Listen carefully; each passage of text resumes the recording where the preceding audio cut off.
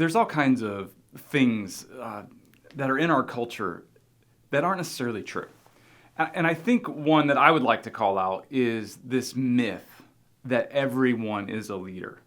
Now, before I push your buttons or step on your toes too much, I, of course, can acknowledge that, okay, probably everyone is leading in some capacity in some way. Somebody may be following them. But just to be clear, like in order to be a leader, you have to have followers.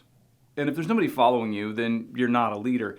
But some of that's okay. I mean, really what we want is to be able to say to people, follow me as I follow Christ. So it's not so much that I'm a leader, it's that I'm a follower. And as I follow Christ, well now, then you can come with me on this journey. Now, that has real value for discipleship and for making disciples and for participating in the kingdom work that God invites us into as his beloved children.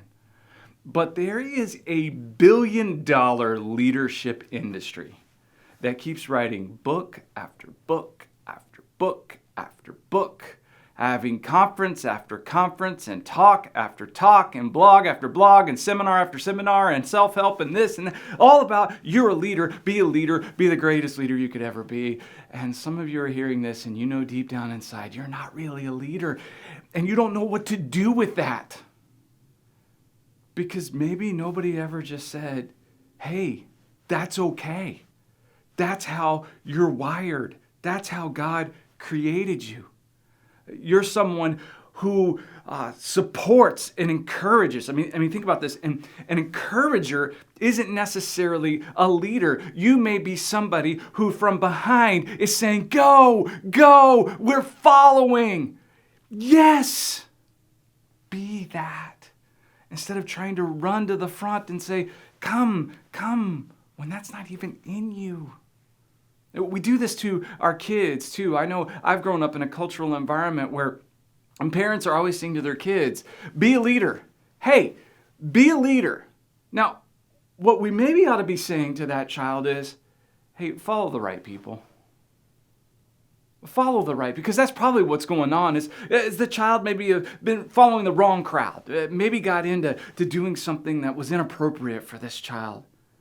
Follow the right people, maybe not be a leader, because like Proverbs 22:6 says, train up a child in the way he should go, and when he is old, he will not depart from it.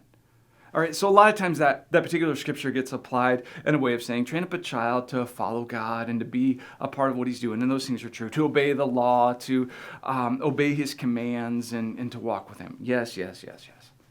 But there's actually a deeper, richer meaning. It says, train up a child in the way he should go, that unique child. To know, and in order to do that, you have to know the child. How is the child wired? What is this child's unique personality bent?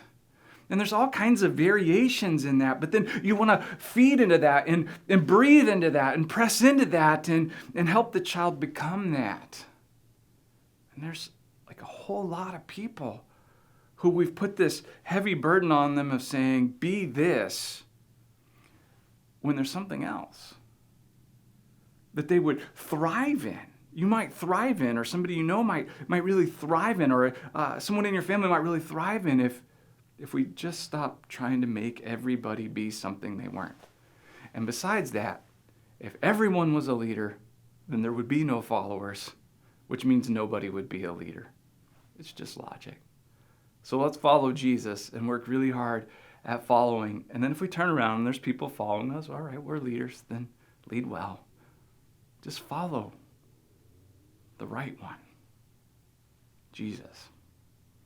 Let's work hard at following.